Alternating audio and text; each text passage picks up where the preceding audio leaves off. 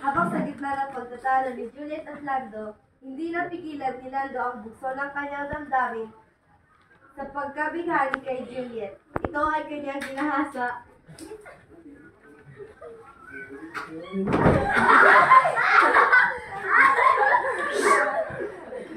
Ginoo, huwag mo itong gawin sa akin.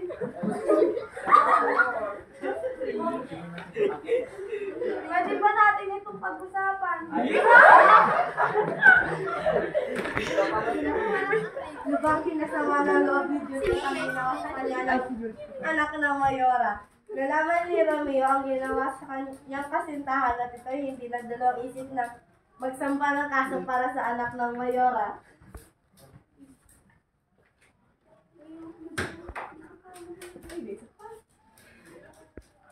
Isang araw, may pulis na umaresto sa anak ng Mayora.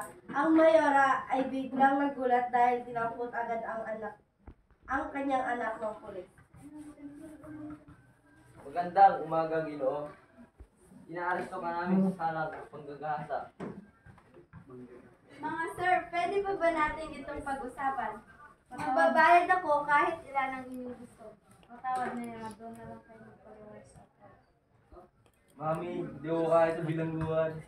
Don't worry, my child. I can handle this situation.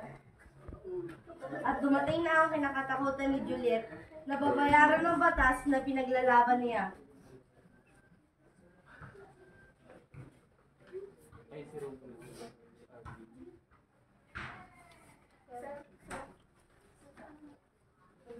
Magandang umaga, Judge.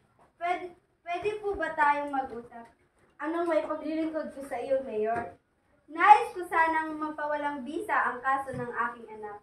Magbabayad ako kung ilan ang ating mapag-uusapan.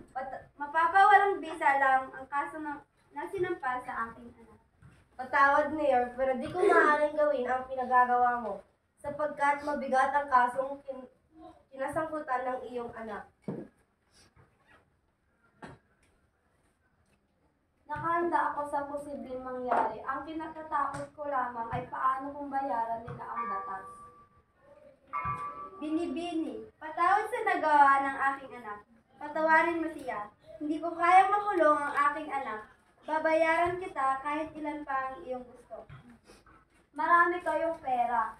Ba't di nyo ipagpalinis ang dugo ng anak ninyo? Baka sakaling tumino, ginawa ng anak ninyo, di ko nakasalanan kung sa kulungan siya mamamatay. Naumagahan, pumunta si Juliet sa simbahan para manalangin at doon nakita niya ang mayor at si Juliet ay nilapitan ng Mayora.